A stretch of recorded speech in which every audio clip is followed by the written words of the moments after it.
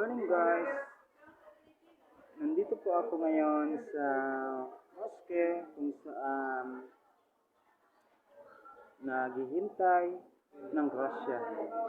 Kasi ngayong araw po ay may isang mayamang tao na magbibigay ng zakat sa mga kapuspalad, sa mga kapwa nating kapuspalad. Tingnan niyo po, ito po ang mosque na ito ay siya po ang may-ari. Ayan. Ayan po guys. Tingnan nyo, yan. Bahay po yan. Sa loob po siya ng compound ng mosque, pati madrasa. Ang pangalan po ng madrasa ay Mahad Ittihadil Muallimin Al-Islami. Yan. At siya rin po ang may-ari. Hindi ko na po babanggitin kung ang pangalan niya. Alam ko po at alam nyo rin ay kilala nyo po siya.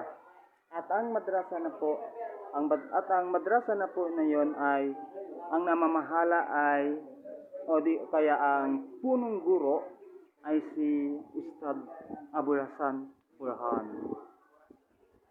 Yan. Yun. Ay, nasan na po yung mga tao dito na naghihintay? Yung mga babae. Ay, wala na po dito, guys. Sayang naman. Umalis. Sana hindi sila umalis. Tingnan nyo po, ang ganda-ganda ng madrasa nila. Tingnan nyo. Ang ganda ng madrasa nila, bago. Bago po yung madrasa. At tingnan nyo naman po, ang ganda ng mosque na ito. Yan.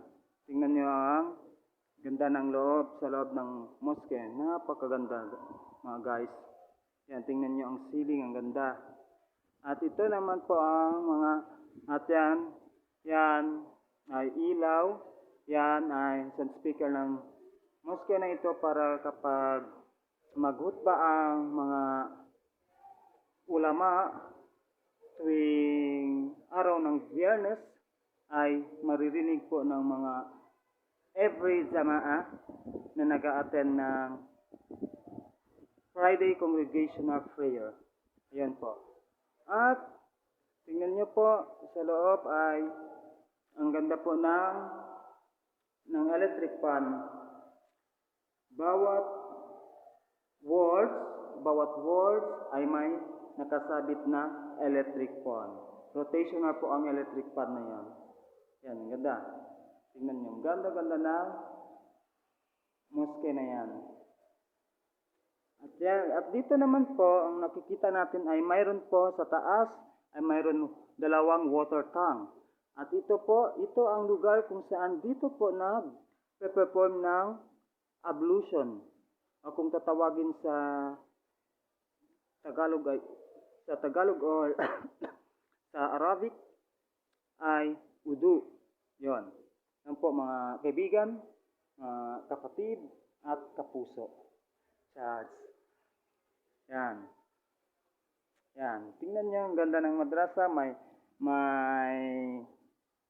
halaman po. Mayroon pong garden. May nakatanim na halaman. Yan. At yan po at ito po ang campus. Yan. Laki din po ang ng campus. At mayroon po silang newly stage. Bagong gawa po ang stage na yan. Bago lang po natapos yung stage na yan. Yan. At yan naman po ay yung isang maliit na building na yan. Ang karugtong ng building na ito ay office po ng mga Islamic teachers. At yan po ang gate ng madrasa na ito at ng mosque na ito. Yan ang gate kung saan dyan papasok ang lahat ng mga tao na pupunta dito sa mosque na ito para magdasal. Yan. So, hanggang doon na lang po guys. Kita-kita po tayo sa susunod kong vlog. Sa muli, kayo po ay aking inaanyayahan para mag-subscribe, mag-likes ng aking video, at mag-share. Thank you very much and God bless.